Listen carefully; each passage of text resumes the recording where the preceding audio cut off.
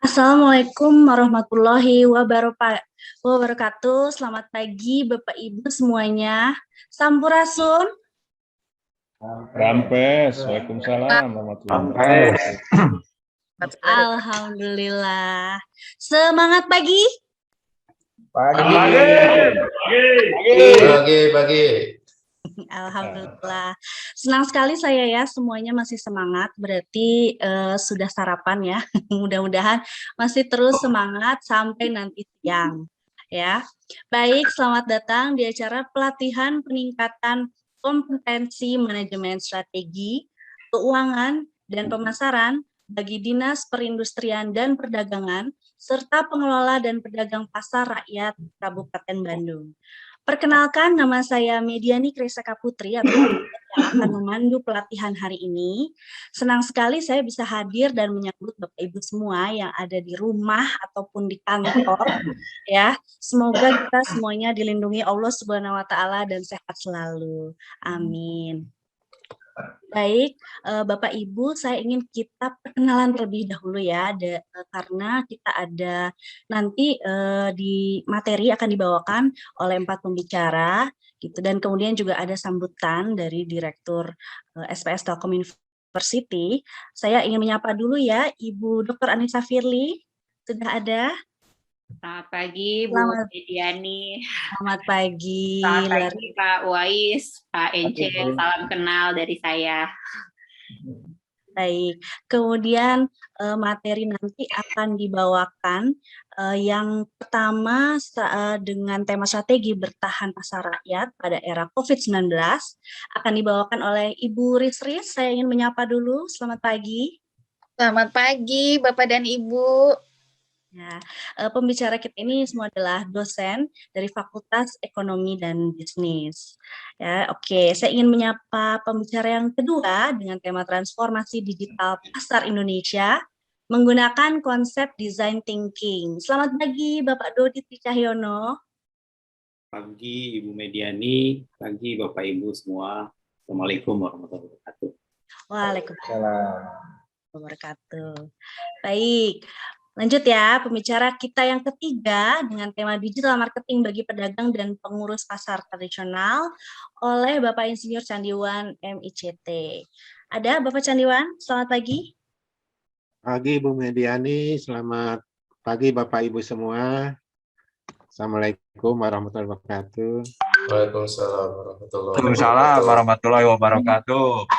Baik, kemudian yang terakhir dengan tema pengelolaan keuangan untuk para pedagang pasar oleh Bapak Palti. Bapak Dr. Paltis ada? Barangkali beliau sedang menyidang ya kalau tidak salah. Tapi saya tahu sudah ada di sini. Ya, alhamdulillah jadi semua pembicara tetap gitu ya. Nanti sebelum ada materi ya, kita tentunya akan ada sambutan terlebih dahulu. Oke, Bapak Ibu. Tapi tetap semangat ya. Oke, baik. Langsung saja kami ingin mengundang Ibu Dr. Anissa Firly, SMB MM, sebagai Direktur SPS atau Sekretaris dan Perencanaan Strategis dari Telkom University untuk memberikan kata sambutan. Mangga Ibu Firly. Baik, terima kasih Bu Mediani yang selalu semangat dan ceria ya di pagi ini. Bismillahirrahmanirrahim. Assalamualaikum warahmatullahi wabarakatuh. Waalaikumsalam warahmatullahi wabarakatuh. Dengar suaranya, insya Allah sehat semua ya Bapak dan Ibu semuanya. Ya, selamat pagi Pak Kadis ya, yang terhormat Pak Uwais dan juga jajaran ya, kemudian Pak Ence ya selaku Kabid ya, selamat pagi ya, salam kenal. Kemudian Bapak dan tim Abdimas ya Telkom University yang tadi sudah disampaikan, ada Bu Risris ya, Bu Mediani, saya lihat Pak Palti tadi, Pak Dodi, Pak Candiwan, dan semua tim ya yang sudah hadir ya, termasuk juga Bapak dan Ibu pengelola ya, termasuk pedagang pasar juga yang memang sudah berkenan hadir pada acara hari ini. Saya ucapkan salam sejahtera untuk kita semua. Sekali lagi salam kenal ya, saya berkenalan via Zoom ini ya, mudah-mudahan kita semua sehat walafiat ya. Pertama-tama yang perlu kita syukuri ya kehadirat Allah Subhanahu wa taala ya, kita bersilaturahmi via Zoom ya, via virtual. Insya Allah ya ini bisa memperkuat imun kita ya, karena kita terus menebarkan manfaat gitu ya untuk kita semua. Pertama-tama ya kami dari Telkom University mengucapkan terima kasih ya, terutama kepada Dinas Perindustrian ya dan Perdagangan, juga para pengelola ya dan juga pedagang pasar yang telah terus bersedia menerima kami untuk terus melakukan pengabdian masyarakat di tempat Bapak dan Ibu ya. Rasanya pengabdian masyarakat ini sudah dari 2016 ya, Bu Risris kalau saya tidak salah ya. Jadi rasanya sudah lama ya, betul, sudah lama sekali gitu ya. Jadi kita sudah menganggap rekan-rekan juga sebagai keluarga besar dari Telkom University ya. Kami melihat juga berbagai potensi tentunya di pasar tradisional yang kita lihat sangat luar biasa ya. Jadi bukan hanya menyediakan barang-barang saja gitu ya untuk masyarakat, tapi juga secara nasional juga bisa menggerakkan perekonomian kerakyatan ya, yang memang kalau kita lihat juga nilainya sangat signifikan ya buat kesejahteraan masyarakat gitu ya, juga mungkin ke pemerintah daerah juga sebagai pendapatan daerah gitu ya melalui pajak dan retribusi gitu ya. Nah, saya berharap kemarin juga kita sempat diskusi ya dengan rekan-rekan di Bank Indonesia, juga mereka sangat bertumpu juga ya pada pasar tradisional kita gitu ya. Mereka juga sangat ingin gimana caranya pasar tradisional kita itu bisa go digital gitu ya. Nah, ini harapan dan mimpi besar mereka itu sangat luar biasa gitu ya, karena di sana juga mereka bisa lihat ya berbagai harga-harga gitu ya, inflasi dan lain sebagainya, sehingga bisa merumuskan kebijakan tertentu. Nah, Bapak dan Ibu sekalian, kita lihat di era pandemi ya saat ini, saya melihat pasar tradisional ini menjadi salah satu sektor yang memang bisa dibilang mampu bertahan ya kalau dibandingkan dengan industri lainnya ya. Kalau kita lihat cukup babak belur itu pariwisata gitu ya, bisnis retail dan lain sebagainya gitu ya. Tentunya di kami Telkom University di era pendidikan ini juga luar biasa Bapak Ibu ya. Jadi ini sangat banyak sekali tantangan ya buat kami. Mahasiswa banyak yang nggak hadir gitu ya ke kampus, bahkan semuanya gitu ya. Tapi kita pengen mereka jadi lulusan yang terbaik ya. Pasti ini punya banyak sekali lah tantangan buat kita semua gitu ya. Kalau di pasar mungkin banyak sekali kita lihat transaksi yang menurun gitu ya, kemudian juga daya beli masyarakat yang lebih rendah gitu ya, karena memang penghasilannya juga turun gitu ya. Nah, kalau saya dengar baca-baca berita lucu-lucu ya, banyak meme-nya gitu ya. Kadang-kadang penggunaan ATM juga turun ya, orang takut ngambil uang di ATM gitu ya, karena banyak droplet dan lain sebagainya. Ini banyak sekali fenomena luar biasa ya di antara kita gitu ya. Nah, tapi kami berharap ya sebagai Telkom University juga pengen melihat pertumbuhan pasar tradisional kita juga terus ya meningkat seiring dengan banyak sekali new normal yang baru ya. Nah, Bapak dan Ibu sekalian ya, pada kesempatan hari ini ya ada 4 kelompok ya sesuai yang tadi sudah dipaparkan ya, ada terkait dengan kebijakan nanti strategi ya bagaimana pasar tradisional ini bisa bertahan ya tentunya di masa pandemi. Kemudian juga nanti akan ada paparan terkait dengan pasar digital ya, kemudian digital marketing ya, dan juga pengelolaan keuangan ya. Jadi akhir kata terima kasih kesempatan yang diberikan, mudah-mudahan acara hari ini bisa memberikan manfaat ya Bapak dan Ibu untuk kita semua ya. Mungkin dari saya itu aja, sekian, wabillahi taufik wal hidayah. Assalamualaikum warahmatullahi wabarakatuh. Saya kembalikan kembali ya ke Ibu Megi. Waalaikumsalam warahmatullahi wabarakatuh. Terima kasih atas kata sambutannya Ibu Dr. Anissa Firly. Nah, selanjutnya kami ingin sekali mengundang Kepala Dinas Perindustrian dan Perdagangan, Bapak Uwais Korni, SH, MSc, yang akan memberikan kata sambutan dari Dinas. Mangga Bapak kami persilahkan. Bismillahirrahmanirrahim. Assalamualaikum warahmatullahi wabarakatuh. Waalaikumsalam warahmatullahi wabarakatuh. Sampurasun. Pes. Alhamdulillahirabbil alamin wa bihi nasta'inu ala umuri dunya wa din. Wassalatu wassalamu ala asyrofil mursalin wa ala alihi washabihi ajmain. Asyhadu an la ilaha illallah wa asyhadu anna Muhammadan abduhu wa rasuluh. Allahumma sholli ala sayyidina Muhammad wa ala ali sayyidina Muhammad. Yang kami hormati Ibu Dr. Anissa Firly beserta seluruh para narasumber yang mohon maaf tidak saya sebutkan satu persatu. Yang saya hormati dan saya banggakan para peserta pelatihan. Alhamdulillah wa syukurlah, puji dan syukur marilah kita panjatkan kehadirat Allah Ta'ala pada pagi menjelang siang ini. Kita semua masih diberikan umur dan kesehatan, masih diberikan waktu dan kesempatan sehingga kita bisa beraktivitas melalui Zoom meeting ini. Alhamdulillah saya bersyukur sekali dengan kerjasama yang sudah kita jalin dengan Telkom University yang kurang lebih mungkin seingat saya itu saya pertama ketemu dengan Bu Rizkis ya pada tahun 2016. Jadi alhamdulillah sejak tahun 2016 di Perindag Kabupaten Bandung telah bekerjasama dengan Telkom University dalam rangka mungkin tadi disampaikan oleh Ibu Dr. Anissa kita dengan masalah pengabdian masyarakat. Kami dari Disperindag berterima kasih sekali bahwasannya kita semua, terutama teman-teman yang di Disperindag dan mungkin juga para pedagang yang ada di pasar tradisional, telah mendapatkan banyak ilmu dengan adanya kerjasama seperti ini.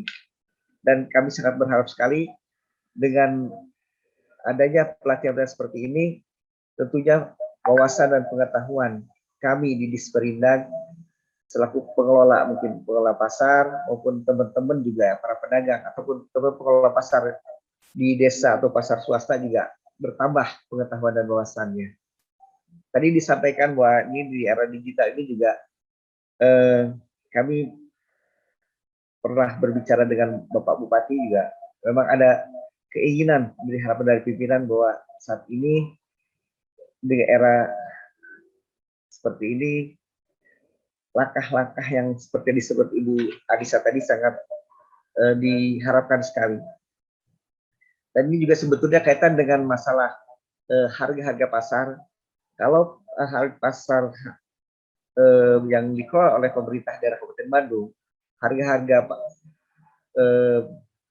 barang, terutama Kopokmas ya, itu sebetulnya sudah ada di aplikasi Sibapokting.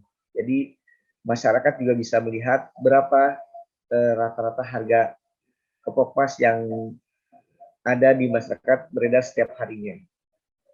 Dan ini juga kedepannya mungkin juga kaitan dengan pengelolaan retribusi pasar ini juga kami berencana nanti tidak seperti saat ini, tapi akan menggunakan barcode. Insya Allah kalau mudah-mudahan itu bisa terlaksana.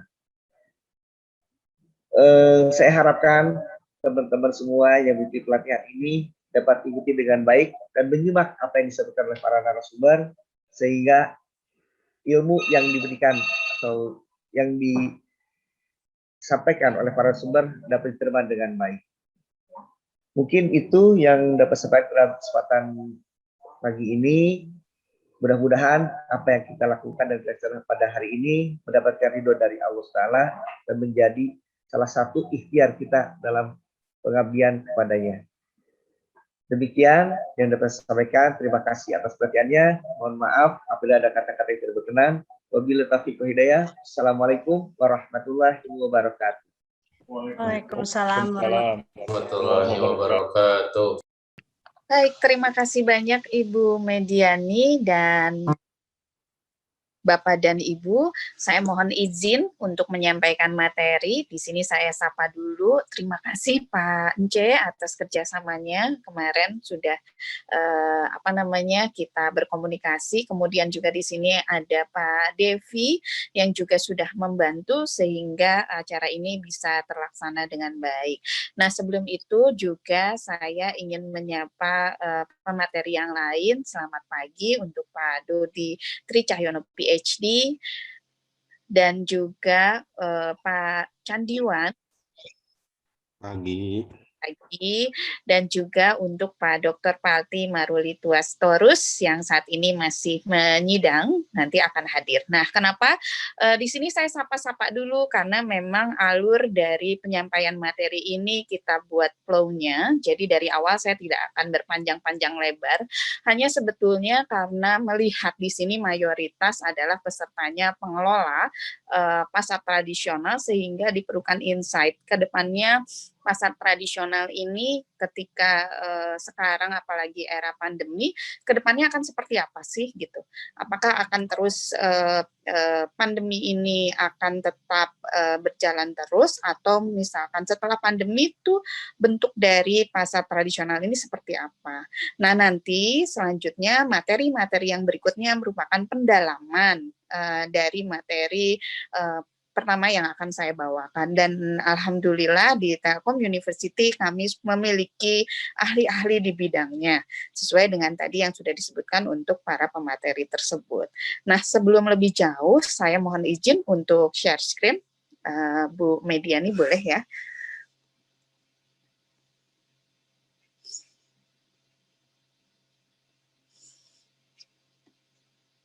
Baik, saya coba share screen. Apakah sudah terlihat?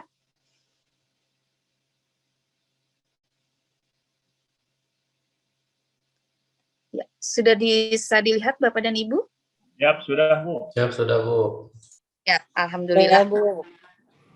Ya, materi PDF-nya juga sudah kami kirimkan via grup kemarin ya, Bapak dan Ibu. Kemarin banyak yang, aduh ini grup apa lagi gitu ya. Jangan khawatir. Ya. Ada yang invite untuk administrasi, kita akan komunikasikan tersebut. Memang sebelumnya kita sudah, karena memang pelatihan saat itu dilakukan melalui media WhatsApp karena keadaan yang tidak memungkinkan ya. Tetapi ada beberapa dari peserta yang memang sudah live group ya. Jadi kami buatkan grup baru. Nah, memang tadi disampaikan bahwa kami dari Telkom University berusaha mendampingi pasar rakyat ini sudah lama, dari 2016. Sedikit cerita, 2016 ini kami jalan-jalan dari satu pasar ke pasar yang lain gitu ya. Jadi kalau misalnya mau Abdi Mas, kita datang ke pasar, sekalian lihat-lihat pasarnya juga gitu ya. Kita mengadakan betul-betul pelatihan onsite di situ. Terakhir kita mengadakan pelatihan onsite itu sebelum pandemi. Kalau tidak salah itu di awal 2019 dari dinas sendiri mengunjungi, kami merasa bahagia karena dari dinas pengelola dan juga pedagang itu mengunjungi kampus kami di sini. Ini gedungnya yang terlihat di sini gambarnya ya. Waktu itu dengan Ibu Kadis hadir ke kampus dan kita melakukan pelatihan onsite dan dihadiri dengan peserta sebanyak 50 orang. Nah, kemudian tahun 2020 dua kali kita mengadakan Abdi Mas itu melalui WhatsApp group karena memang pada saat itu pertimbangannya adalah satu, belum terbiasa untuk menggunakan Zoom gitu ya. Ternyata pada saat awal pandemi kita berharap pandemi ini berlangsung sebentar gitu ya. Jadi pada saat itu ada pembatasan selama 2 minggu kita berdiam diri di rumah gitu ya, berharap bahwa di awal pandemi ini virus ini tidak menyebar, tetapi ternyata terus berlanjut memanjang gitu ya, hingga sekarang kurang lebih sudah 1,5 tahun. Nah, kemarin itu ketika berkoordinasi ternyata ada angin segar gitu ya. Bu, untuk yang sekarang diminta menggunakan Zoom. Saya kembali bertanya gitu ya, apakah Bapak dan Ibu sudah terbiasa? Ternyata sudah terbiasa. Nah, ini menjadi satu angin segar. Jadi artinya mendekati ke arah pasar digital itu bisa gitu ya, mau gitu. Selama ini gimana sih caranya install Zoom, gimana sih caranya install aplikasi, atau gimana sih sebetulnya kita menjual secara digital gitu, jualan secara digital. Pertamanya nyoba-nyoba, tapi karena terpaksa mau tidak mau karena keadaan yang seperti ini, ada satu perbaikan yang bisa kami lihat gitu ya. Nah, sehingga kita coba di sini, alhamdulillah juga ya yang datang itu banyak juga yang ingin mengikuti pelatihan ini. Nah, tidak berpanjang-panjang lebar, sebetulnya outputnya adalah ingin mengantarkan 3 materi berikutnya, apa sih sebetulnya. Dan kemudian karena banyak di sini mayoritas pengelola, berarti di sini kita akan mencari bentuk sebaiknya saya sebagai pengelola ke depannya ketika mengelola pasar masing-masing di area masing-masing itu gambarannya seperti apa sih? Apa yang harus kita persiapkan? Nah, di sini saya mohon izin, jadi judul yang akan dipaparkan adalah strategi bertahan pasar rakyat pada era COVID-19. Iya, sebagai bisnis, sebagai mata pencaharian yang utama, yang tadi disonding juga sebetulnya masih dikatakan bisa tahan banting dibandingkan dengan industri yang lain. Maka apa bentuk pertahanan dari pasar rakyat ini? Karena kalau saya di sini kebetulan meramu materi ini bersama dengan tim, juga masih bersama dengan Pak Dodi Tri Cahyono PhD, dan kebetulan kami berada di satu sub KK yang sama, yaitu terkait dengan manajemen strategi. Jadi bagaimana sih sebetulnya kita harus bertahan di era COVID-19 ini?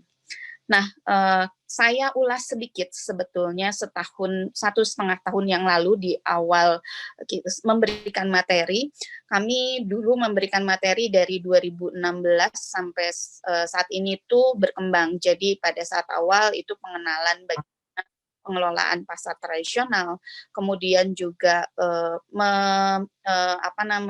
memaparkan juga bagaimana transformasi pasar digital menjadi pasar yang nyaman untuk dikunjungi, yaitu mengikuti konsep dari pasar bersih dan sehat. Itu yang sebelum pandemi biasanya kita bawakan. Nah, ketika dua kesempatan yang lalu, ketika pandemi di awal berlangsung, Pak Dodi dan juga saya membawakan bagaimana sebetulnya transformasi digital diperlukan di pasar rakyat atau pasar tradisional ini, terus kemudian bagaimana konsep dari pasar bersih dan sehat di pasar rakyat ini harus diterapkan. Karena memang kalau saya juga belum tahu ya penerapannya pada saat COVID-19 di pasar masing-masing itu seperti apa. Mungkin nanti pada sesi Q&A bukan hanya pertanyaan saja, tetapi mungkin dari Bapak dan Ibu para pengelola pasar mungkin bisa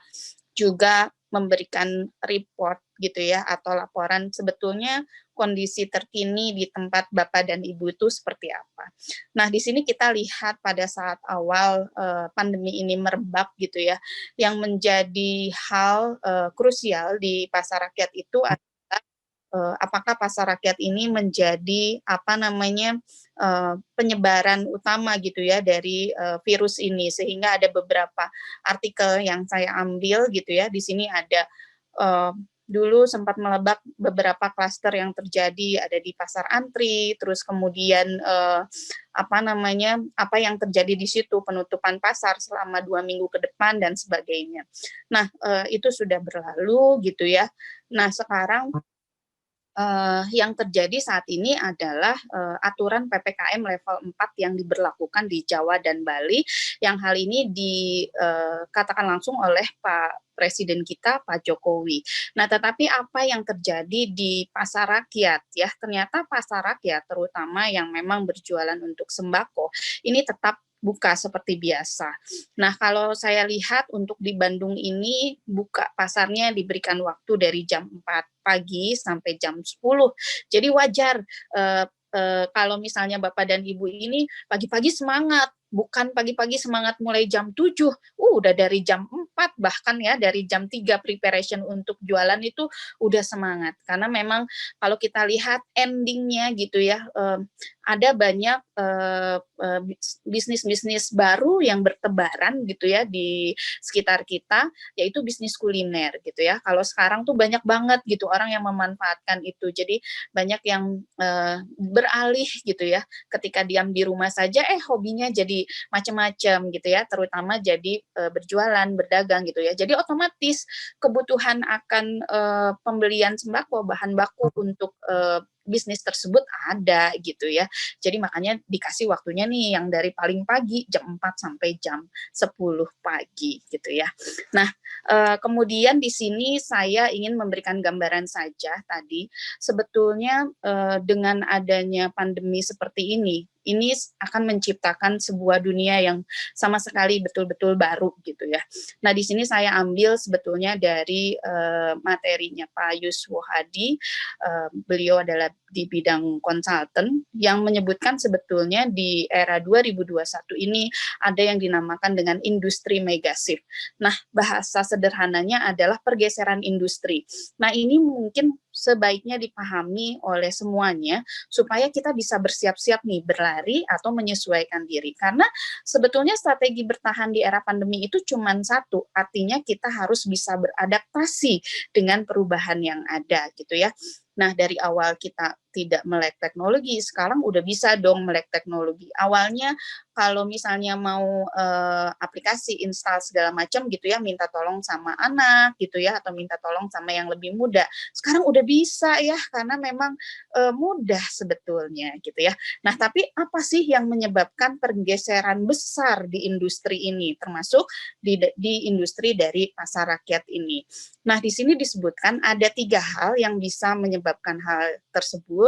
Yang pertama ada perubahan di mega change, jadi perubahan memang di iklim bisnis secara umum, apa yang bisa merubah lingkungan pasar secara keseluruhan. Terus kemudian yang kedua ada kompetisi, perubahan kompetisi di level makro gitu ya. Bagaimana satu bisnis bersaing dengan bisnis yang lainnya itu harus melihat tren apa saja di situ. Nah, kemudian yang terakhir ada perubahan dari sisi konsumen end user.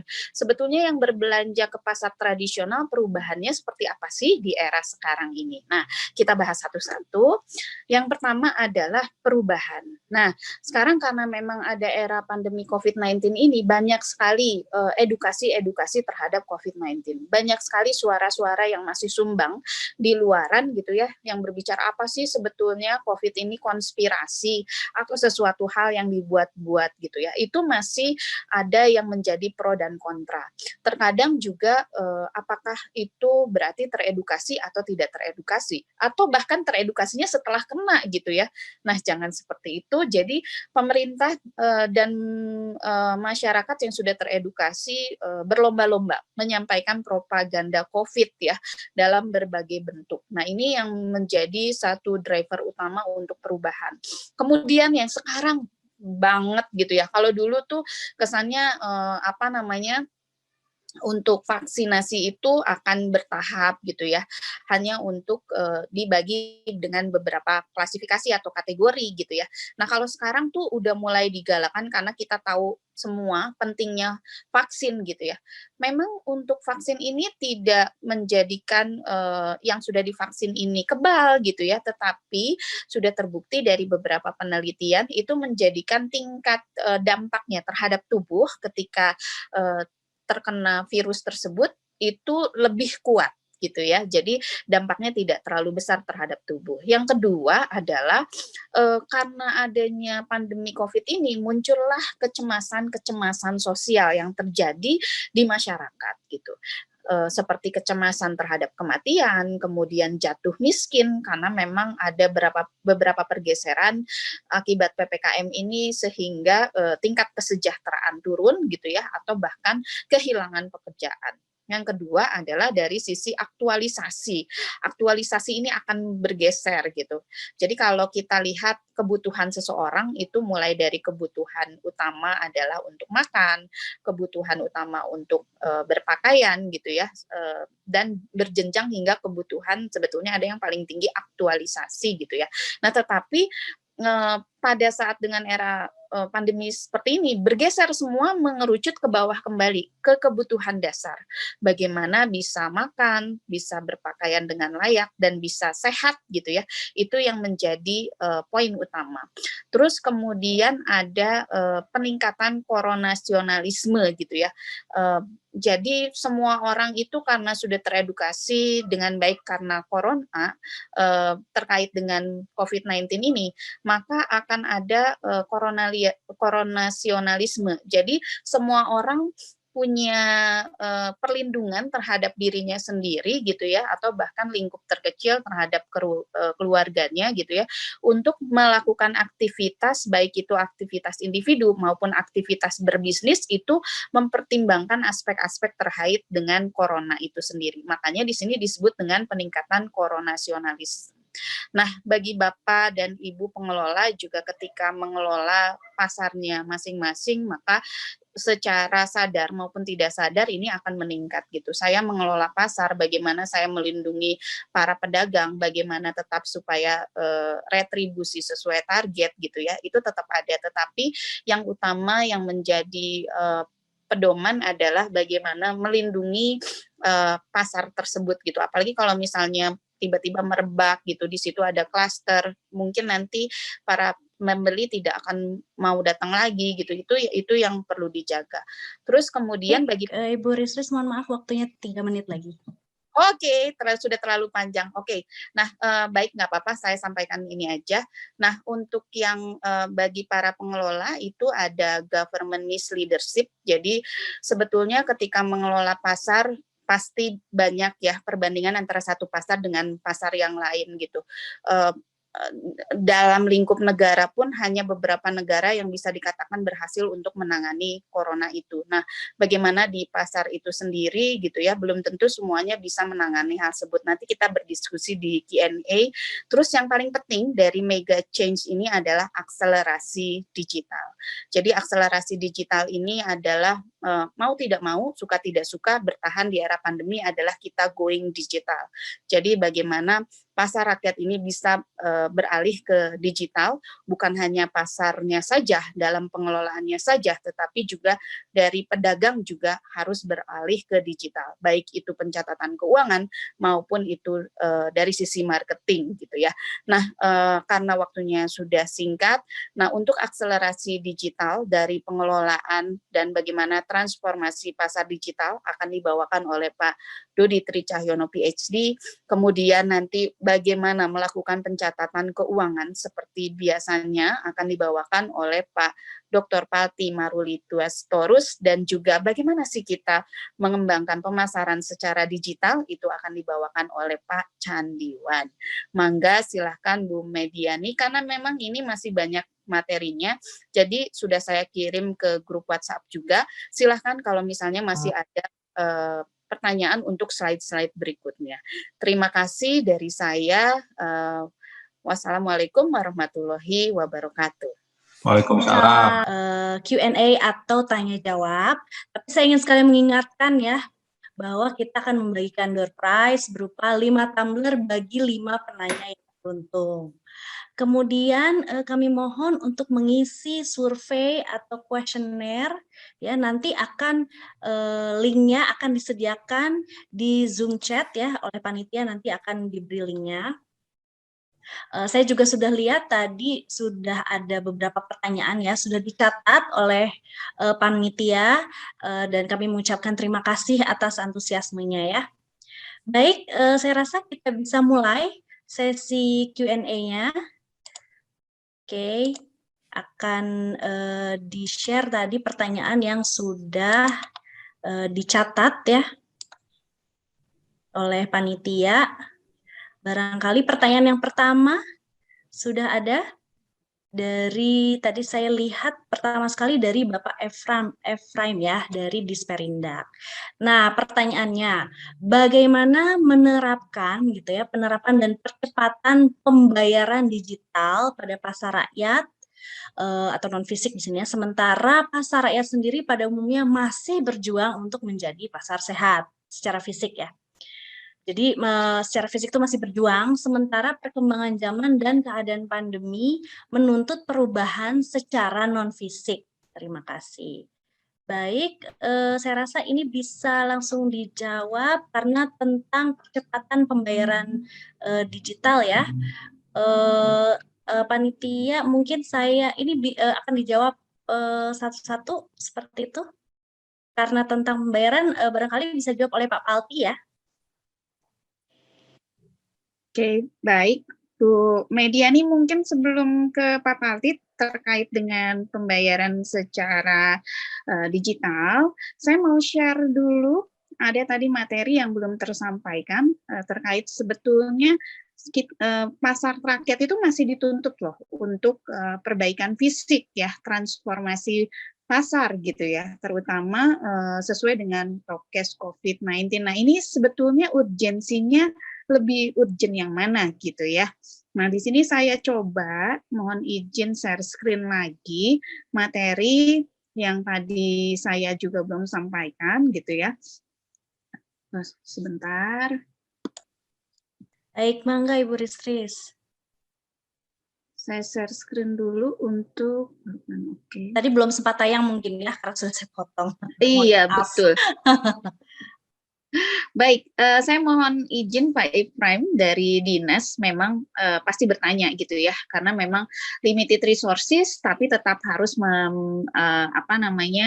memberdayakan atau mengelola pasar. Jadi sebetulnya ketika bertahan, apa saja yang harus dilakukan? Tentu saja prioritas yang utama tetap penerapan pasar bersih sehat sesuai dengan prokes COVID-19. Nah, di slide sebelumnya, di materi saya, sebetulnya arah nanti after pandemi ini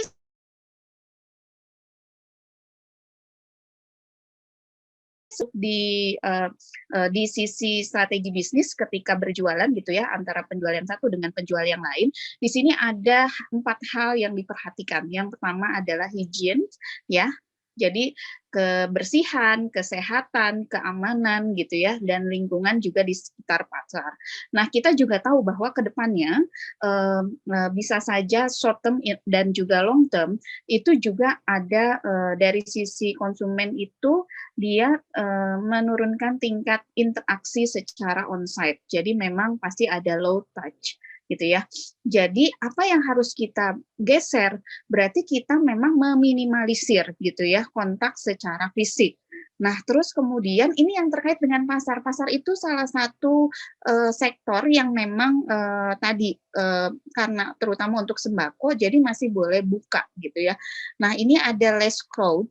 Jadi karena di pasar itu mengundang kerumunan-kerumunan. Nah, berarti yang harus dihindari adalah kerumunan tersebut. Di short term, berarti apa yang harus kita lakukan adalah online secara umum. Tapi kalau kita lihat, pasar itu masih buka sampai sekarang gitu ya.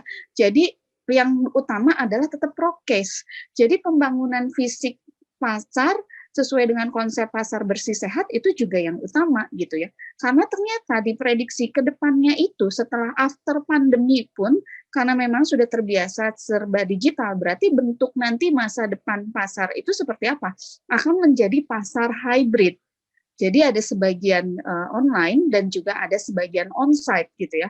Karena diperkirakan pembentukan attitude transaksi penjualan itu sudah berjalan gitu ya. Nah, terus kemudian juga ada less mobility. Jadi orang itu terbiasa untuk mengurangi mobilitasnya. Sebetulnya ini menjadi opportunity karena kita bisa dimanapun, kapanpun juga memanfaatkan untuk transaksi atau berjualan. Sehingga sebetulnya dari sisi ekonomi digital ini akan tetap berjalan. Jadi Pak Ebran mohon izin gitu ya, apa saja yang harus dipertimbangkan gitu ya ke depannya, baik short term maupun long term. Tentu saja arahan sesuai dengan Pak Presiden Jokowi untuk melakukan transformasi pasar, terutama fisik, itu adalah yang pertama. Yang kemudian juga bersama-sama kita mengembangkan ke arah digital.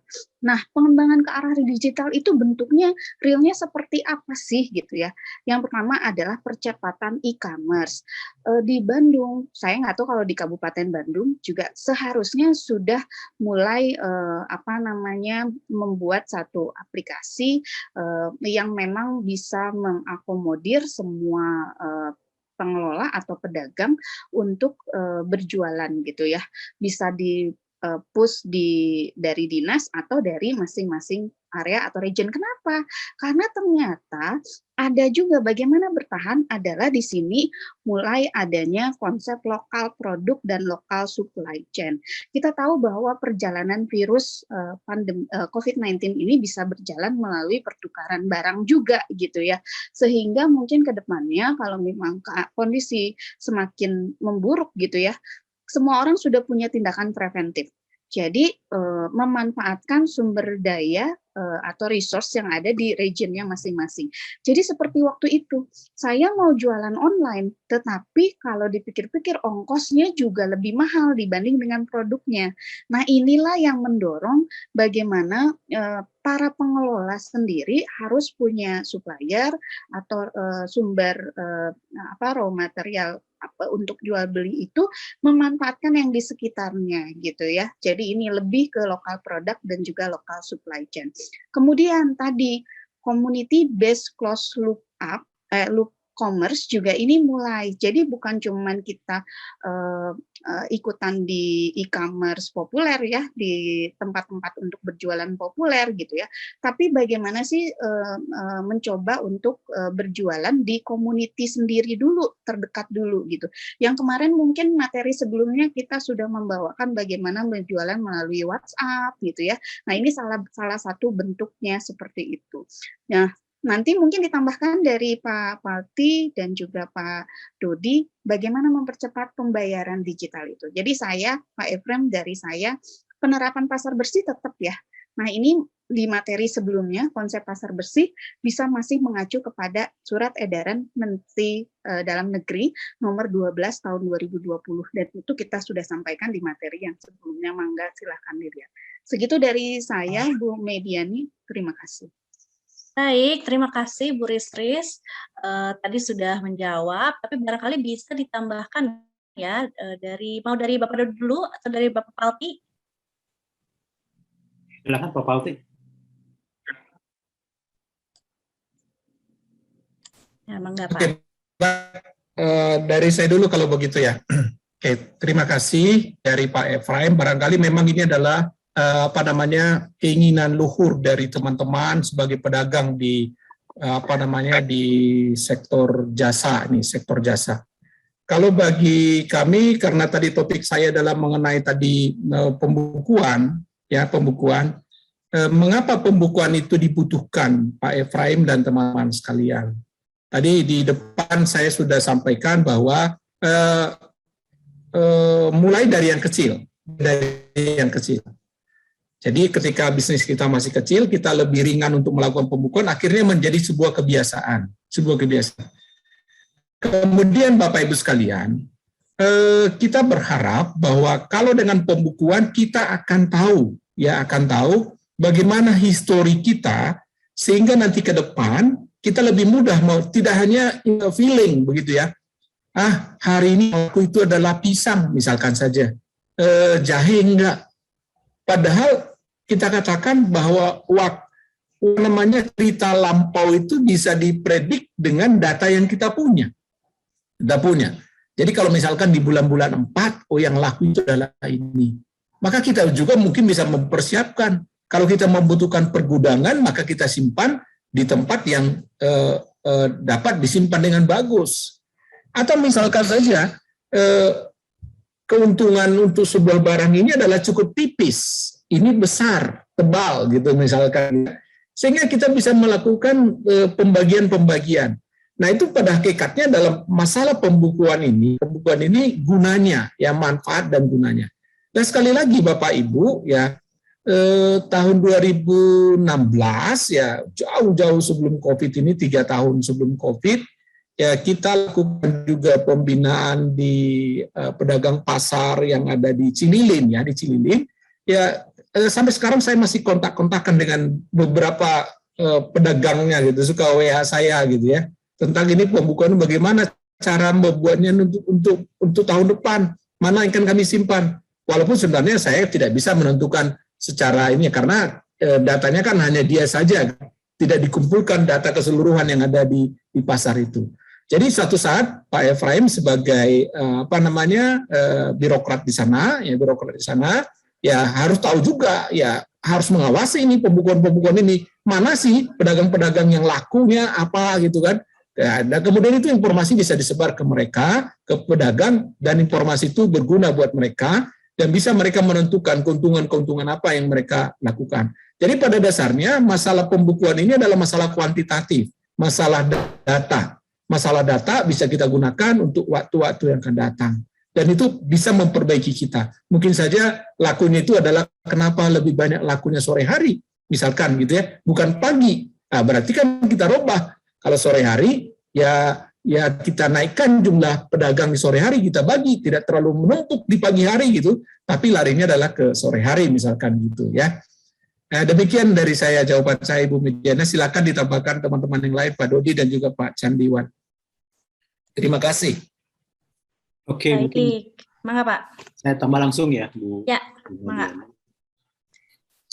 Untuk Pak Efrem ya, jadi memang ini satu kejadian luar biasa ini sebenarnya. Jadi yang namanya COVID ini memberikan dampak yang sifatnya adalah apa ya, revolusioner gitu ya. Tidak lagi evolusi tapi revolusi. Kita harus berubah secara radikal. Sebetulnya kalau kita berbicara dengan pembayaran digital, ini sebetulnya terkait dengan bank, ya, akun bank. Jadi saya pikir yang namanya pedagang mungkin di pasar sudah punya akun bank kali ya semuanya ya. Mudah-mudahan 100% sudah punya gitu. Nah, walaupun sekarang perkembangan teknologi sekarang bisa aja kita bertransaksi walaupun kita tidak punya akun bank, yaitu dengan bankless payment ya, misalnya dengan digital wallet ya seperti Link aja, OVO gitu ya, apalagi GoPay, itu sebenarnya adalah bankless ya, tanpa bank gitu. Nah, karena mungkin perkembangan itu yang harus diadopsi mungkin ya buat para pedagang di pasar. Nah, mudah-mudahan memang yang namanya pedagang itu udah siap dengan akun banknya, karena sekarang dengan m-banking saja ya kita sudah bisa melakukan transaksi, misalnya simple aja, misalnya kalau transaksi dari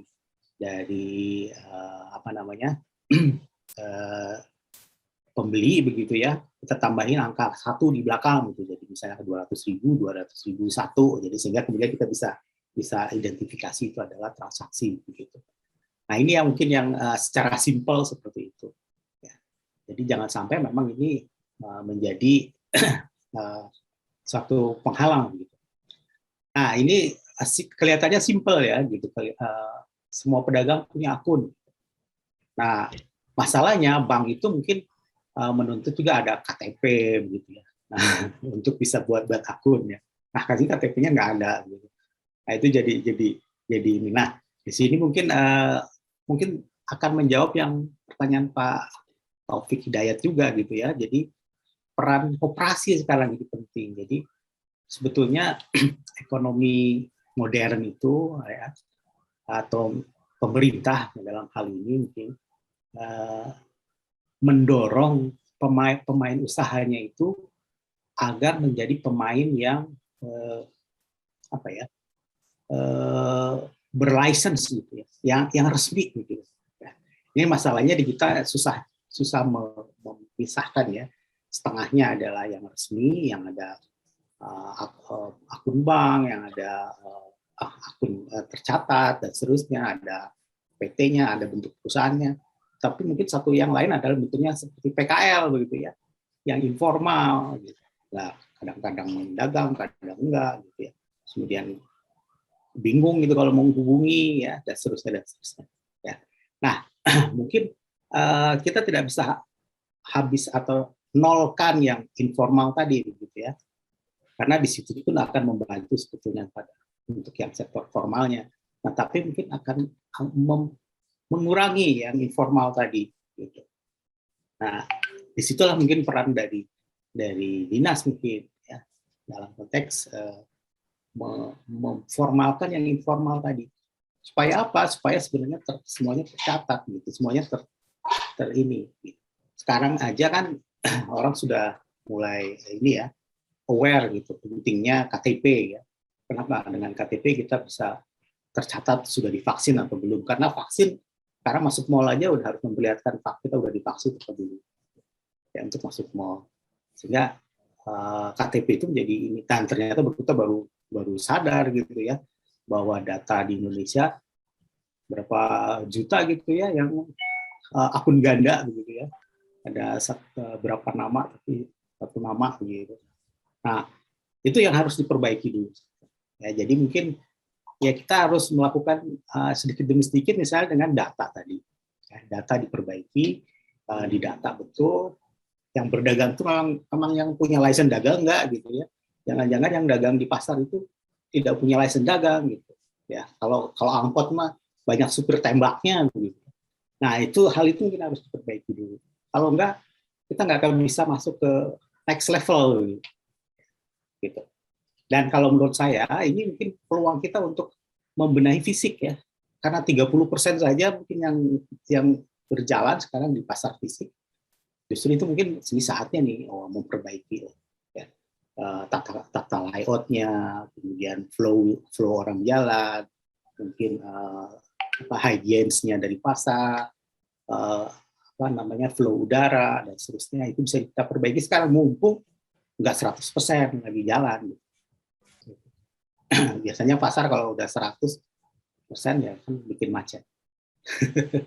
Pasar tumpah, mungkin malah 120%. Oke, itu mungkin dari saya Bu Mediani. Bu Mediani bisa menambahkan? Mangga, Pak. Nah, saya concern-nya terkait data ya. Tadi Pak Palti, Pak Dodi juga nyinggung. Jadi mungkin sebenarnya tadi ada sangkut pautnya juga dengan koperasi. Sebenarnya mungkin nanti bisa, ya sebenarnya kalau dari IT mungkin bisa dibuat aplikasi misalkan khusus pedagang mana gitu ya, koperasi mana gitu ya.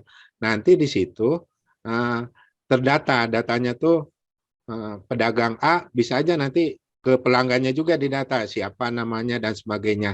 Nah, dengan demikian maka baik koperasi punya data pedagangnya, penjual punya data pelanggannya. Nanti kan bisa ya bisa untuk beli bisa ngisilah data.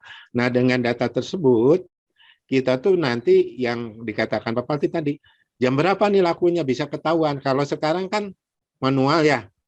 Jam berapa nih kemarin aja penjualan atau seminggu yang lalu lupa lagi berapa yang terjual. Dengan adanya aplikasi tersebut sebenarnya bisa ditampilkan misalkan sebulan yang lalu bagaimana, minggu yang lalu gimana. Nah, terus itu bisa dilihat ya gimana keuangan kita. Nah, koperasi juga bisa melihat ternyata si A tuh banyak pengunjungnya. Di samping itu buat pedagang misalkan kalau ada barang baru bisa aja marketingnya tuh langsung ke segmen yang dituju. Oh, ada barang baru ini.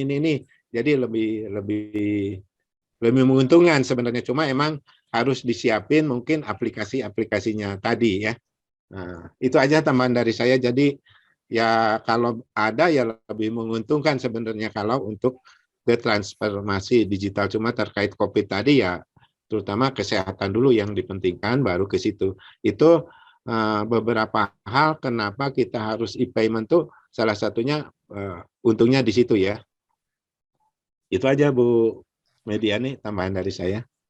Baik, terima kasih Pak Candiwan sudah menambahkan. Tadi baru pertanyaan pertama ya. Cuma pertanyaan kedua tadi sudah sempat dijawab oleh Pak Dodi ya, tadi sekalian, karena bertanya memang tentang operasi ya, kalau tidak salah ya.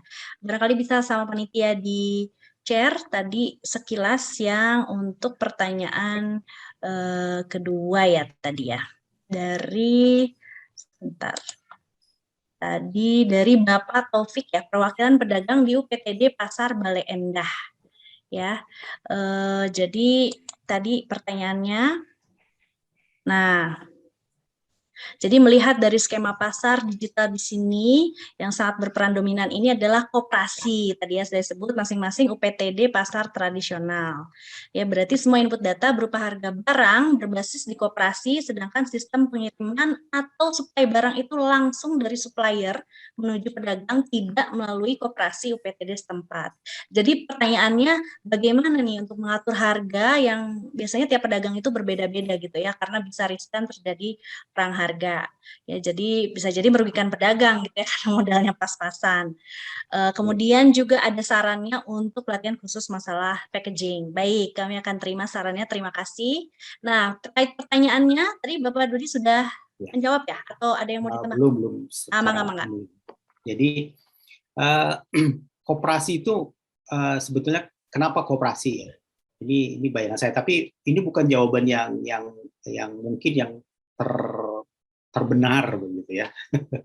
Karena koperasi itu kan sebenarnya dari anggota untuk anggota, oleh anggota ya. Sehingga kemudian akan sangat konyol kalau misalnya anggota sendiri yang membocorin perahunya sendiri begitu ya. Nah, ini koperasi ini kan dibuat untuk bersama-sama gitu. Nah, dalam hal ini kenapa kemudian sekarang supplier itu langsung ke pedagang gitu ya. Mungkin buat supplier ya itu mengurangi saluran distribusi yang artinya harus membagi ya, sehingga kemudian harga nanti di terakhirnya akan lebih mahal kalau ditambahin saluran distribusi misalnya koperasi masuk gitu sebagai satu ini. Nah, sebetulnya kalau koperasi itu adalah para pedagang juga, itu kan sebenarnya bisa dibicarakan gitu ya. Sebenarnya bukan koperasi kemudian menjadi tambahan ke dalam supply chain, tapi koperasi mendapatkan data gitu ya. Nah, data ini kan kalau kita share, misalnya kalau obat ya, obat itu pemerintah biasanya ngeluarin HET ya, harga eceran terendah. Ya. Nah, harga eceran terendah ini yang datangnya dari pemerintah biasanya itu menjadi patokan. Jadi nanti, nah dalam konteks pasar ini mungkin HET itu bisa dikeluarkan oleh koperasi misalnya berdasarkan ini, ya, karena bagiannya si supplier kan sama aja. Nah sekarang justru yang bagian yang keluarnya gitu ya, yang ke arah end customer-nya, ke arah pembeli akhirnya, itulah kemudian yang harus ini kan kalau pembeli akhir terinformasi bahwa harga eceran terendah itu sekian, maka mereka kan akan mendapatkan pengetahuan sehingga akan mempengaruhi beli atau enggak. Gitu. Nah kalau dia memang perlu, dia akan beli. Artinya apa? Artinya informasi ini kalau di-share ya akan mempengaruhi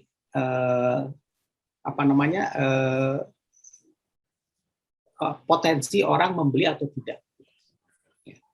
Nah itu yang kemudian ini. Nah ini terkait juga dengan pertanyaan kedua. Mungkin HET-nya itu misalnya harga bawang itu sekilo berapa ya? Sekilo taruhlah misalnya 10.000 begitu ya, sekilo. Ya. Tetapi kalau kemudian dikemas dengan baik di packaging ya, maka harganya jadi 15.000 gitu. Karena quality terjamin nomor 1 dan terusnya dan seterusnya gitu ya, karena lebih baik karena packaging ini contohnya orang Jepang lah ya, opak yang kalau kita itu namanya opak gitu ya, dari beras di packaging dengan bagus tuh harganya bisa naik berlipat-lipat kali ya. Padahal sebenarnya opak juga, hanya opak doang. Nah ini mungkin bawang kalau di packaging dengan bagus akan harganya akan naik. Nah dari situ mungkin akan persaingan harga itu memang identik dengan persaingan kualitas dalam ya, kualitas bagus dihargai lebih bagus, kualitas seadanya ya harganya ya HET tadi gitu, harga eceran terendah. Nah ini mungkin kita harus bangun ya suasana seperti ini. Jadi bagaimana para pembeli terinformasi dengan baik. Nah, siapa nih yang sekarang mau melakukan itu?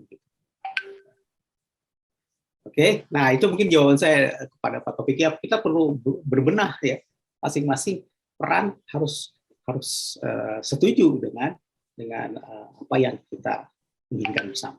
Itu mungkin dari saya, Bu Mediani. Baik, mangga Ibu Ricis barangkali akan menambahkan atau dari Pak Palti? Ya, baik, dari saya barangkali ya. Jadi kalau ada yang mengatakan bahwa ini menjadi sebuah kompetitor begitu ya. Kalau ada gitu ya. Tapi era sekarang itu tidak seperti itu. Kompetitor kita itu Pak Efraim dan teman-teman semuanya harus bisa kita jadikan menjadi partner kita kolaboratif. Mungkin saja teman-teman di koperasi itu kita minta saja dia mencari supplier yang murah, gitu kan? Murah artinya di koperasinya nanti jadi ada tinggal karena sebagai koperasi pedagang pasar, ya. Kemudian si pedagang pasar juga tidak mendapatkan harga yang lebih tinggi dibandingkan dia langsung mencari kemana. Gitu. Jadi semuanya itu adalah kita lakukan menjadi kolaboratif. Tidak ada lagi bisnis di dunia ini, Bapak Ibu sekalian, yang dia biarkan itu dia sendiri berjalan. Tidak. Semuanya itu harus kolaboratif, ya. Kolaboratif apapun gitu ya, apapun. Saya baru-baru ini melihat ya ada sebuah pedagang ya, karena rumah saya dekat dengan pasar modern yang ada di Batu Nunggal ya. Pak, Bapak ini membawa barangnya itu dari dari pedagang yang ada di Lembang, petani yang ada di Lembang karena sayur-sayuran. Bagaimana saya bilang?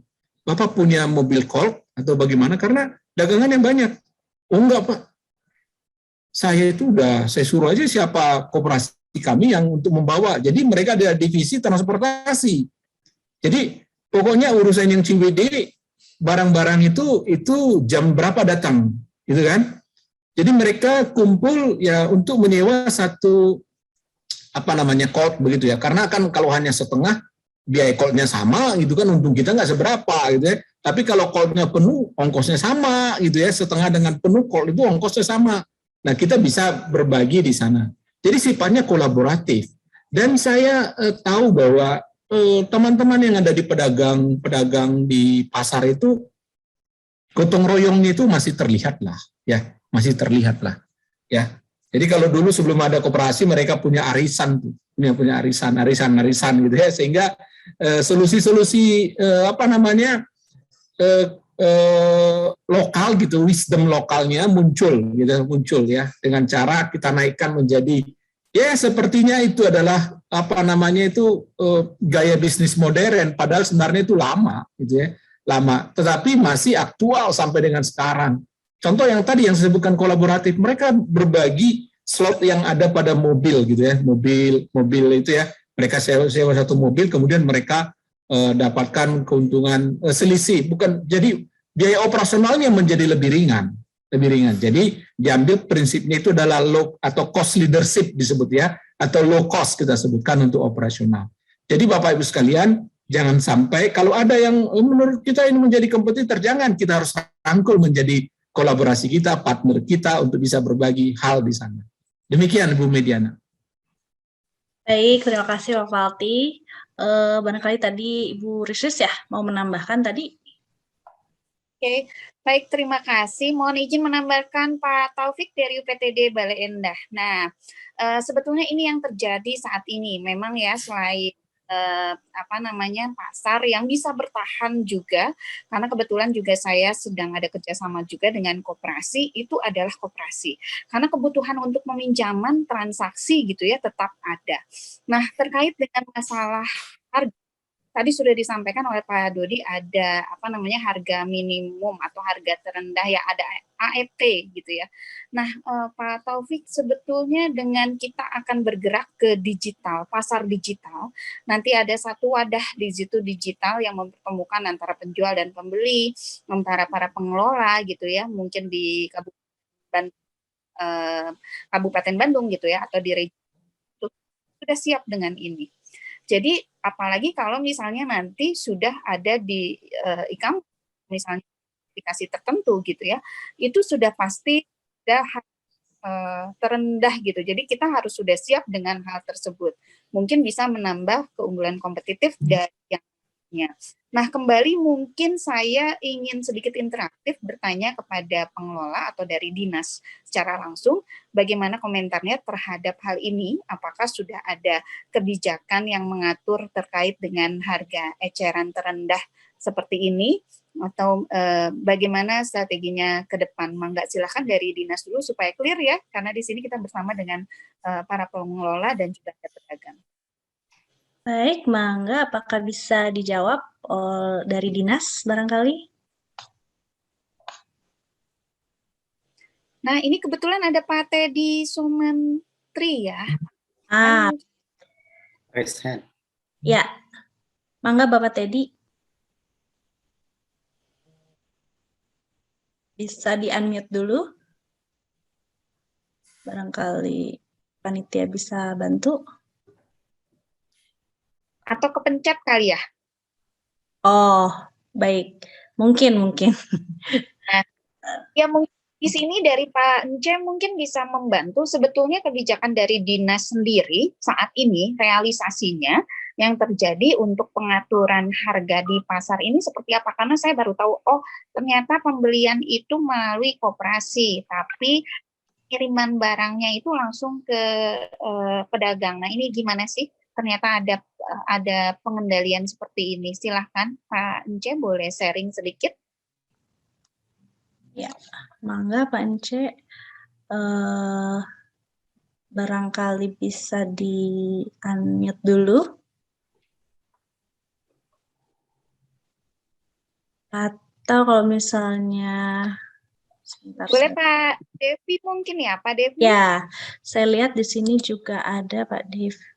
Iya, Pak Devi ya. Ya, Mangga. Bapak Devi Supriyadi ya? Ya, betul. Oke. Atau barangkali oke, sebentar. Karena tadi Bapak Devi saya lihat masih Atau diterusin dulu aja biar ya. nanti dikumpulin itunya gitu. Ya, karena masih off cam ya. Ya, baik. Soalnya kalau mau menjawab juga kita nggak tahu ya Pak realisasinya apakah memang sudah ada kebijakan mengatur di enggak. Oke. Mangga Bu Mediani silahkan dilanjutkan. Ya, baik, kita lanjut ya. Kita sementara kita lanjutkan dulu ke pertanyaan yang ketiga ya. Baik, pertanyaannya dari Bapak Heri Bulcari. Assalamualaikum, saya Bapak Heri, perwakilan dari Pasar Sehat Sabilulungan Cicalengka. Baik, izin bertanya, untuk merubah pasar rakyat tradisional ke pasar digital memerlukan waktu karena para pedagangnya kebanyakan orang yang kurang pengetahuan mengenai kemajuan tersebut. Bagaimana cara untuk menanganinya supaya semua atau sebagian pedagang minimal mengerti? Seperti itu. Baik, Mangga saya lihat Pak Falti sudah unmute, mau menjawab barangkali? Enggak, Bu. Oh, baik. Jadi saya mungkin yang jawab. Mangga, Pak. Baik, Pak Heri. Memang kalau kita pada kondisi normal, ya, maksudnya tanpa COVID begitu, ini kejadiannya seperti ini. Karena orang akan berpikir ngapain sih pindah ke sini gitu. Saya lagi ngurus sekarang yang sekarang ini aja udah susah gitu ya. Nah, udah nggak punya waktu gitu ya. Nah, ini justru sekarang kalau menurut saya ini momennya pada saat pendapatan saya berkurang 70%, mau gimana? Saya kan perlu hidup gitu. Nah, sedangkan ada peluang untuk berada pada digital tadi, pasar digital, sehingga transaksi akan tetap jalan gitu. Nah, ini yang mungkin kenapa seperti itu, karena sekarang pembelinya pun berada di wilayah yang online. Ya, sekarang semuanya mengarah kepada online, sekolah online. Dipaksa nih, kita yang tadinya nggak mau online ya kepaksa online. Pasar juga jadi online. Semua menjadi online. Kerjanya di rumah. Nah, justru ini adalah peluang. Nah, sebetulnya apa yang diminta atau di orang Indonesia ini secara umum ya, itu mencontoh. Nah, mungkin ini sih saran saja dari saya. Mungkin ada sekumpulan pedagang yang sudah siap, misalnya ya, misalnya yang punya digital literasi gitu istilahnya gitu ya, punya kemampuan digital untuk masuk ke dalam digital, pilih aja misalnya 5 sampai 10 pedagang begitu, atau 5 cukup gitu ya, sehingga kemudian dicontohkan loh dagang secara online itu seperti ini, sehingga kemudian nanti orang akan melihat, ternyata bisa gitu. Saya nggak sampai anjlok sampai 70% hilang ya, saya cuma 60% saja cuma 50% dia hilang, 50% tetap jalan gitu. Nah, kemudian dari situ yang lain akan meniru ya, kalau dilihat mudah gitu ya, seperti itu. Nah, ini saja sebelum kita merubah seperti yang kita inginkan gitu ya, bentuk yang sangat ideal mungkin akan bergerak terus. Ini tadi digital thinking, digital design thinking tadi adalah untuk membuat kira-kira bentuk yang paling ideal buat pedagang pasar itu seperti apa itu. Karena banyak sekali vendor sekarang yang menawarkan ya, mungkin bahkan startup yang menawarkan ini loh, digital pasar tuh kayak gini, kayak gitu. Tapi apakah itu sesuai dengan keinginan atau sesuai dengan untuk menjawab pain dan gain-nya tadi ya dari para pedagang pasar dan pembeli pasar, karena lain-lain ya para pembeli juga punya khas sendiri, maka itu yang harus kita lakukan melalui proses design thinking kalau itu menurut saya, menurut kami. Oke, ini Bu Susi ya, dengan Bu Susi. Ini udah pertanyaan lain nih. Iya, kalau yang tadi pertanyaannya dari Bapak Heri. Bapak Heri, Bisa menambahkan, Bu Puput? Jawabannya. Mungkin ada yang mau nambahin? Oh iya, Pak Dodi, itu tadi sebenarnya Pak Dodi sampaikan tuh komprehensif sekali ya dari segi strategi ya. Cuma saya tuh akan menyoroti dari segi praktis ya, mungkin Pak Heri ya.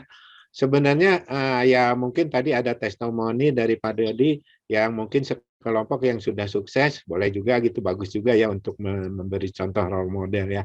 Cuma mungkin ngasih gambaran aja, mungkin kalau zaman sekarang tuh ilmu apa yang akan kita cari itu ada di Google ya. Mungkin saya ngingetin aja, kadang-kadang kalau kita berpikir jadul tuh kadang-kadang aduh gimana ya, Anda search di Google tuh ada, baik di YouTube maupun di yang lain. Mungkin itu aja tambahan ya. Jadi mungkin kalau ada kendala ya bisa sebelum tadi lihat testimoni, oh ternyata ada juga ya di Google atau di YouTube gitu ya. Itu aja mungkin tambahan dari saya, Bu Puput, Pak Dodi ya. Ya, baik, terima kasih Pak Candiwan. Ini saya lihat sudah ada yang raise hand ya, atau mengacungkan tangan gitu ya, mau bertanya dari Ibu Ai Hodijah, betul? Mangga di unmute, barangkali mungkin menyambung pertanyaannya begitu ya, atau terkepencet atau gimana? Atau panitia barangkali bisa bantu unmute mungkin? Oke, mungkin tidak sengaja ya pencet ya. Oke, saya tambah Bu Mediana tadi. Mangga. Oke, baik. Terima kasih, sambil menunggu Ibu Ai Hodijah barangkali mengaktifkan. Ya, barangkali ada kendala teknis. Ya. Pak. Jadi tadi nyambung lagi dengan kondisi yang ada di kami di Batu Nunggal ya, di Batu Nunggal. Mohon maaf kalau saya kasih ini, karena ini adalah klaster ya, kelompok perumahan klaster. Jadi ada pengelolanya. Pengelolanya itu pengelola klaster lah gitu ya. Jadi si pedagang di pasar itu menitipkan jualannya di pengelola pasar, di pengelola pemukiman. Dan kenapa? Karena pengelola pemukiman pasti mempunyai nomor handphone dari setiap masyarakat di sini, gitu ya. Nah, dititiplah hari ini dia jualan apa, hari ini jualan apa. Nah, tentunya yang boleh menitipkan itu adalah yang menjadi anggota di sana, gitu kan. Nah, kalau dia sudah ada pasarnya yang sudah captive, yang sudah biasa, itu nggak perlu lagi dia datang lewat koperasi tadi atau kelompok atau pengelola itu. Dan memang betul. Pasar sepi tapi penjualannya naik. Harus begitu barangkali ya. Pasarnya sepi, kelihatan sepi, tapi omsetnya naik. Omsetnya naik. Karena mereka tinggal mengirimkan saja begitu. Ya tentunya harus azasnya adalah azas kepercayaan. Apa yang diposting tadi seperti yang disebutkan oleh Pak Candiwan, gambarnya sama dengan aslinya, ikan yang segar, sayur-sayuran yang segar, kemudian makanan yang segar gitu ya. Itu persis sama dengan apa yang ada pada layar digital yang diterima oleh calon konsumen. Jadi hubungan baik itu harus tetap dilakukan, dan percayalah ya bahwa dengan digital ini jalan satu-satunya, karena di sisi penjual dan di sisi pembeli susah ketemu ya, jalan satu-satunya adalah digital ya, berarti di tengah-tengahnya ada juga orang yang memediasi. Kalau pedagang mencari orang-orangnya susah juga, masa sih kalau dulu kan sistemnya kan ditempel di apa namanya, digantungkan di pagar pintu kita gitu kan. Udah sekarang nggak gitu lagi, langsung ke orangnya. Nah, biasanya kalau dikirim ke saya karena saya kepala rumah tangga, udah saya forward aja ke istri saya karena dia yang tahu apa yang mau dibeli. Ya, saya kan nggak tahu. Atau misalkan istri mau memforward kemana? Ke asisten rumah tangga. Asisten rumah tangga yang paling tahu apa yang akan dimasak. Karena asisten rumah tangga itu pasti lebih tahu makanan kesukaan dari si majikan gitu. Yakin saya pasti begitu. Jadi sebenarnya memplotting siapa sih yang menjadi decision-nya gitu, pengambil keputusannya, dan juga kepada siapa arahnya. Nah itu pasti yakinlah, pasti ada perubahan. Saya katakan tadi pasar modern itu ramai banget biasanya, tapi sekarang sepi, omset mereka naik. Nah aneh juga ya. Terima kasih. Baik, terima kasih Pak Palti. Mangga Ibu Ricis ya tadi mau menambahkan jadinya. Oke, baik. Ini kebetulan memang menambahkan materi yang tadi belum tersampaikan, sedikit penyemangat saja kepada Bapak dan Ibu pengelola gitu ya. Kedepannya seperti apa sih gitu ya. Nah, ini sebetulnya sudah ada penelitian terkait bagaimana strategi bertahan pasar rakyat pada era COVID-19 itu adalah memang yang pertama, kalau kita lihat yang bertahan di sini pasar rakyat karena memang termasuk ke dalam klasifikasi penjualan dalam consumer goods ya. Dan tadi di PPKM level 4 pun masih boleh berjualan untuk di Bandung atau area sekitarnya itu dari jam 4 sampai jam 10. Nah, kedepannya tadi saya bilang ada model hybrid nanti kedepannya untuk pasal ini. Jadi tetap ada onsite dan juga tetap ada online. Nah, di sini sudah ada perkiraan gitu ya, impact COVID-19 ini kepada organisasi atau pengelola di sini ya, dinas dan juga UPTD pasar gitu ya. Kalau memang masih akan tetap bertahan di penjualan onsite yaitu dari jam 4 sampai jam 10. Berarti ini durasinya sih berapa lama gitu ya. Nah, di sini sudah ada dari mulai setengah tahun, 1,5 tahun sampai 3 tahun impact-nya. Nah, berarti sekarang kita masuk di era yang 1,5 tahun. Nah, tapi cuman saya di sini secara sederhana aja mau memberikan gambaran in case ini bergerak semuanya ke digital atau menuju ke pasar digital hybrid, maka akan ada pertumbuhan revenue profit dan tentu saja pasar di situ akan bisa bertahan. Bagaimana kita melakukan itu dengan jangan lelah untuk mengedukasi. Jadi dari mulai hal yang kecil ya, kalau misalnya kita berjualan, yang lain sudah minimal dengan menggunakan WhatsApp berjualan tadi dengan foto-foto yang bagus gitu ya. In case itu bisa menyebar dari mulut ke mulut, word of mouth gitu ya, dari pedagang-pedagang itu sendiri, kita perlu waktu. Sama seperti yang saya bilang, 1,5 tahun yang lalu saya nggak kebayang kalau bisa mengadakan pertemuan dengan Bapak dan Ibu ini via Zoom karena masih ada retensi. Waktu itu nggak bisa via Zoom gitu ya. Kumaha instana gitu biasa gitu ya. Nah, tetapi ternyata sudah 1,5 tahun jalan, sekarang kita sudah terbiasa dengan Zoom gitu ya. Mudah-mudahan nanti sudah terbiasa dengan e-commerce, terbiasa minimal dengan WhatsApp, udah bisa pada jago nanti bikin packaging maupun foto-foto gitu ya. Ini semuanya perlu waktu, tapi memang harus dijalankan, terutama di sisi dari dinas juga untuk mempush ke bawah para pengelola. Nah, dari para pengelola langsung merangkul para pedagang. Itu saja mungkin yang ingin saya tambahkan, Bu Mediani. Baik, terima kasih. Mudah-mudahan cukup jelas ya. Karena waktu juga, kita bisa lanjut dulu saja ya ke pertanyaan selanjutnya. Ya, dari tadi kalau tidak salah dari Ibu Susi ya. Pertanyaan keempat dari UPTD Pasar Soreang. Nah, pertanyaannya bagaimana nih cara sosialisasi kepada pedagang agar bisa melakukan transaksi secara online di samping transaksi secara fisik? Karena dilihat dari jumlah pedagang baru berapa ya, bersekian persen ya pedagang yang sudah bisa melakukan transaksi secara online. Baik.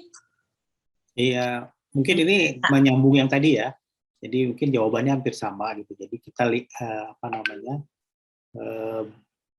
Kalau orang Indonesia itu harus dicontohkan gitu ya.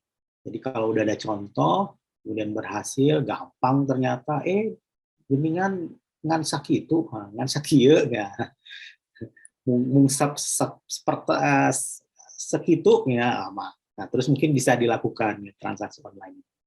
Tetapi mungkin, nah di sini perannya mungkin harus apa namanya, ya hati-hati nih ya, online ini bahaya nih. Misalnya salah satunya adalah pinjol ya, pinjaman online itu berbahaya itu. Jadi jangan sampai kemudian pedagang masuk ke situ begitu ya, karena ada suatu yang apa namanya, jebakan-jebakan di situ. Ya. Nah, di sini melakukan transaksi online itu kan sebetulnya ya, prinsipnya adalah kita harus karena online itu prinsipnya, karakteristiknya adalah 24 jam sehari, ya nggak kenal waktu sebenarnya. Jadi kita harus siap untuk dihubungi kapan saja. Terus kemudian harus berdasarkan trust, ya, kepercayaan. Jadi pada saat kita memposting satu gambarnya seperti ini, ya itu yang kemudian memang didapatkan oleh konsumen. Kemudian packaging juga penting, ya, bagaimana barangnya bagus, tapi begitu sampai ke konsumen pecah atau misalnya tumpah, nah itu juga akan membuat jelek, gitu ya, sehingga kemudian pengaruhnya akan jelek. Dan yang berikutnya adalah jangan coba-coba untuk melakukan kesalahan di online ya. Kenapa? Karena begitu apa namanya, pembeli tidak puas, dia langsung beri bintang 1 gitu ya. Kalau udah bintang 1 udah susah ya, dari misalnya totalnya bintang 5 gitu ya. Kalau udah ada yang bintang 1 itu langsung anjlok tuh ininya, apa nilainya. Nah, jangan sampai terjadi seperti itu. Nah, kemudian yang berikutnya adalah kalau ada orang menjawab di online, itu harus bertanya ya, harus langsung dijawab, jangan ditunggu nanti aja, besok aja dijawabnya. Nah, itu ciri-ciri khas online yang seharusnya kita pahami begitu ya. Pada saat kita masuk ke online, perilaku kita juga harus berubah ya, tidak sama dengan waktu pada saat tidak online gitu ya, fisik ya. Pada saat fisik mungkin kita bisa argumen, ini gitu. Nah, kita bisa satuin misalnya produk yang kualitasnya KW2 dengan KW1 kita gabung gitu ya. Biasa itu tukang jualan apa namanya, dukuh tuh biasanya ya, yang gede sama yang kecil ya. Ya duku Palembang sama duku ini digabung, disatuin. Nah, jangan sampai seperti itu lah. Itu akan menyebabkan terjadinya. Ya. Kenapa? Jangan khawatir ya, karena di online itu jumlah pembelinya pun akan membesar, akan nggak lagi kecil, ya, nggak lagi sedikit, akan meluas. Gitu. Nah itu nanti akan ditambahkan dengan diungkit ya, ditambahkan dengan digital marketing tadi, misalnya dengan istilahnya ada SEO ya, search engine optimization atau apapun gitu ya, online marketing atau media sosial marketing, itu akan meningkatkan nilai dari produk yang Bapak Ibu jual. Sehingga jangan khawatir, pembeli itu pasti akan ada. Gitu. Ya, yang penting kita jujur. Justru digital ini bagusnya adalah jujur. Nggak jujur digital hancur. Ya. Dan susah kita akan kembali. Ya, pada saat kita udah di blacklist, kalau di apa namanya supir Gojek itu di suspend, udah kita nggak bisa apa-apa. Gitu. Ya, KTP kita nilainya hancur. Jangan sampai berlaku seperti itu. Itu aja mungkin Bu Susi. Baik, kita lanjut ya ke pertanyaan selanjutnya ya, karena terkait waktu juga. Yang kelima itu dari Bapak Sugilar dari Disperindak. Nah, ini berarti bertanya tentang proses design thinking nih dan penggambaran mental selama proses. Jadi kalau terjadi kegagalan, apalagi berkali-kali begitu, itu kan membuat mental jadi down. Nah, gimana nih kiat-kiatnya supaya mental kembali kuat, bisa proses kembali, dan tidak ada rasa takut begitu? Enggak, Pak? Oke, baik. Jadi perlu disadari bahwa kalau kita menggunakan design thinking, proses ini harus cepat, gitu ya. Jadi ada juga yang bilang bahwa design thinking adalah sprinting, ya. Sprint itu ya cepat, lari cepat, begitu ya. Jadi jangan sampai design thinking itu diselesaikan 6 bulan, 3 bulan, gitu ya. Itu kelamaan, ya. Sebulan aja udah kelamaan sebenarnya. Ya. Jadi yang penting itu kita mendapatkan satu produk, ya, atau satu konsep dari produk secepat mungkin. Kenapa? Karena kalau nanti belum sempurna, kita akan istilahnya pivoting, ya. Kita akan ulangi lagi ke belakang, ya, kemudian menghasilkan perbaikan dari produk yang belum sempurna tadi. Begitu. Ya. Nah, itulah kemudian yang menyebabkan design thinking ini pertama mungkin perlu pendamping, gitu ya, yang meluruskan lah kalau misalnya terjadi stuck atau terjadi mental down dan seterusnya, gitu ya. Nah, kemudian yang berikutnya tadi waktu, ya. Waktu itu harus cepat, ya. Selesaikan secepat mungkin. Kalau bisa 3 hari ya 3 hari, gitu ya, nggak perlu seminggu.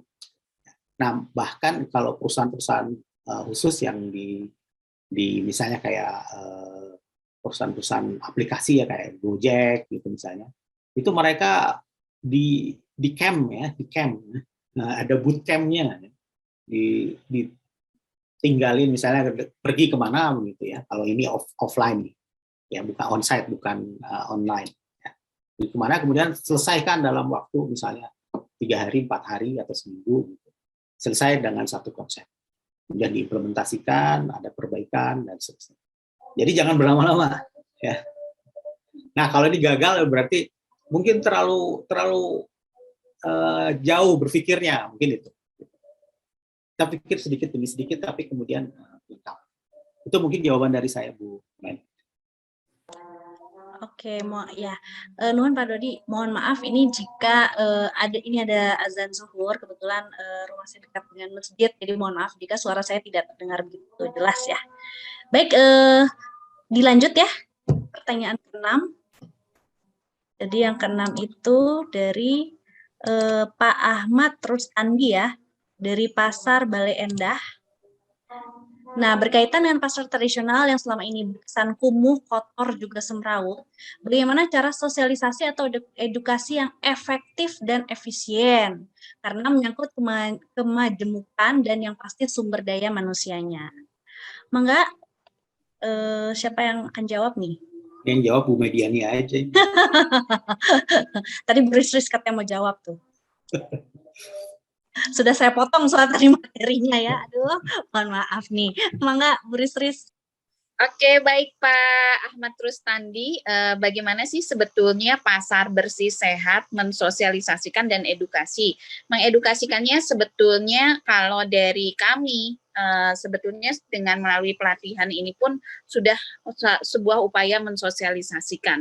Nah, tapi sosialisasi di pasar itu sebetulnya sangat bergantung kepada Bapak dan Ibu pengelola yang ada di pasar UPTD.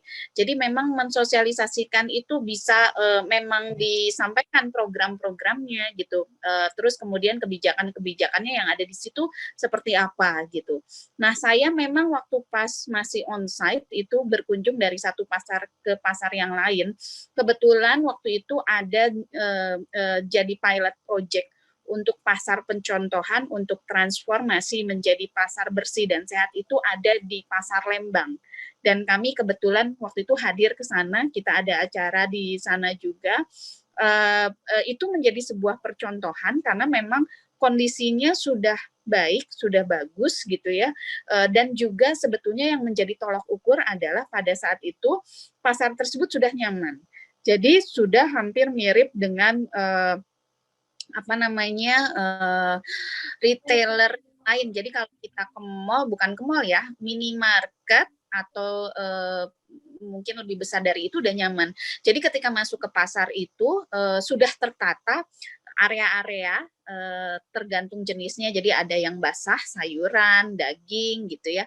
Terus kemudian ada area kering dan juga di atas itu sudah ada area bermain untuk anak dan juga food court. Jadi sudah ada konsep ke situ. Nah, kemudian ada juga pasar yang waktu itu kita ke sana, ke Cicalengka terakhir. Nah, di Cicalengka itu kan memang pasarnya tidak terlalu besar ya, tetapi begitu datang ke sana, kesan yang sudah kami lihat itu enak, bersih gitu ya. Memang ketika kita berdiskusi ternyata memang sudah ada pengaturan dari mulai bagaimana jeda atau jarak antara satu pedagang dengan pedagang yang lain gitu. Nah sekarang gimana sih sosialisasi biar nggak kumuh sama kotor? Nah berarti dari UPTD sendiri itu bikin satu peraturan atau kebijakan. Bagaimana caranya buang sampah, bagaimana caranya mengelola sampah, bagaimana caranya mengatur denah atau di barang dagangan itu bisa diatur. Karena kalau nggak diatur ya seenaknya aja gitu. Jadi kesannya nanti kotor gitu ya, berantakan dan sebagainya. Jadi sebetulnya saya juga kurang paham Pak Ahmad Rusnandi ini dari UPTD-nya atau dari pedagang pasarnya ya gitu. Kalau misalnya dari UPTD atau pengelola ya berarti yang perlu dilakukan adalah buat kebijakan dan kebijakan tersebut, peraturan tersebut disosialisasikan ke sana. Nah, setahu saya di masing-masing pasar itu ada sesepuh ya. Nah, itu juga bisa dirangkul. Terus kemudian ada koordinator untuk area masing-masing. Jadi seperti yang basah, yang kering gitu ya, atau area daging, area pakaian gitu ya, area sayuran itu sudah ada.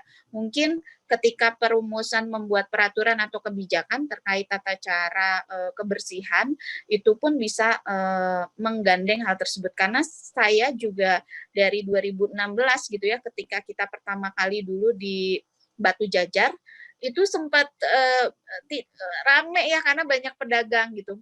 Masalahnya beda lagi gitu, yang dulu tuh masih mempermasalahkan retribusi, masih mempermasalahkan tempat antara yang ada di dalam lokasi pasar, ada yang di luar gitu ya, ada yang kena retribusi, ada yang tidak kena retribusi. Tapi ternyata seiring berjalannya waktu itu sudah bisa diatasi melalui kebijakan atau peraturan yang dikeluarkan oleh daerah. Nah, kalau yang skup yang untuk kebersihan pasar sehat ini, untuk prakteknya sosialisasi berarti ada di pundak Bapak dan Ibu UPTD itu.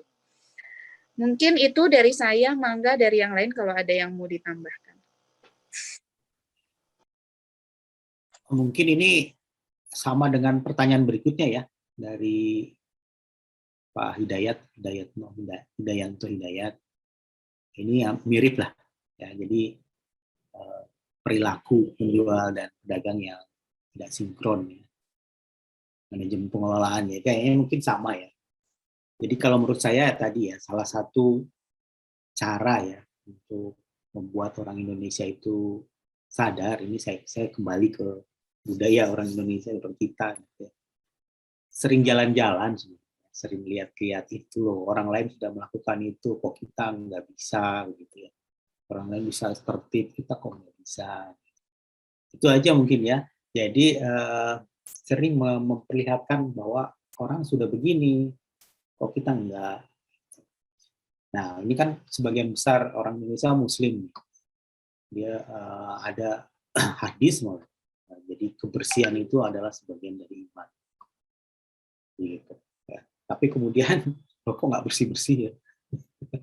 Nah, kenapa? Karena sebetulnya ini adalah perilaku, dan perilaku itu memang harus dibentuk nggak secara bertahap atau secara dari kecil gitu ya, dari rumah gitu.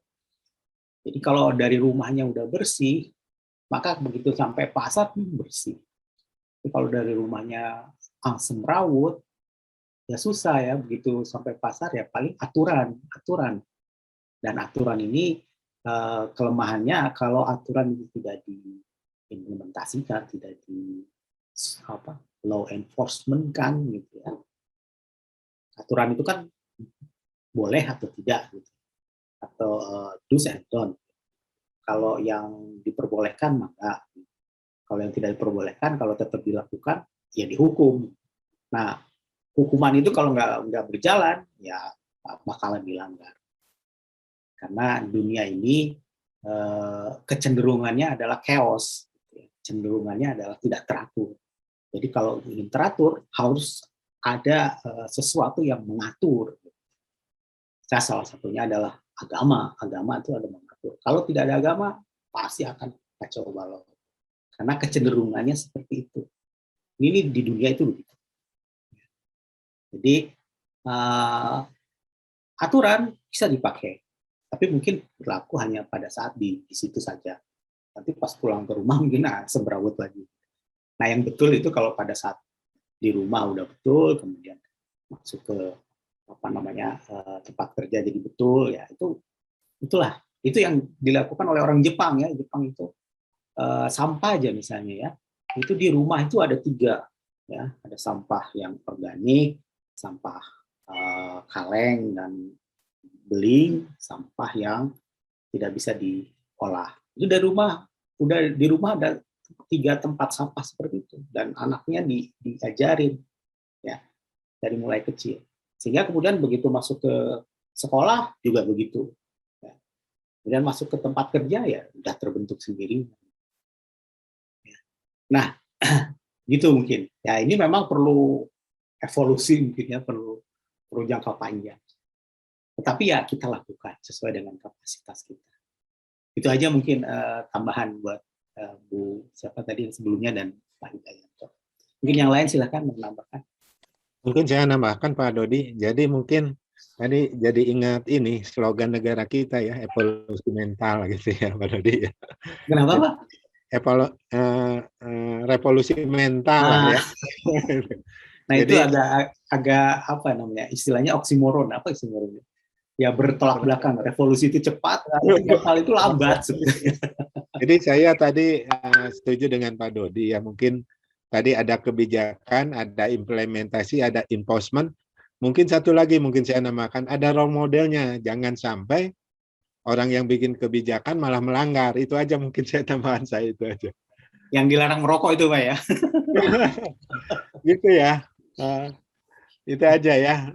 Okay. Mungkin ke bapak-bapak, ibu-ibu ya, mungkin tadi Pak Dodi jelasin di mana di Jepang ya, mungkin ada kita tidak terbiasa seperti itu ya, kita ngikutin mungkin yang negara yang lebih baik ya. Contoh sederhana mungkin ya masker lah ya, karena masyarakat beda-beda gitu ya. Ya kita harus mengacu ke yang lebih baik mungkin. Itu aja tambahan saya Pak Dodi, makasih. Ya, mohon Pak.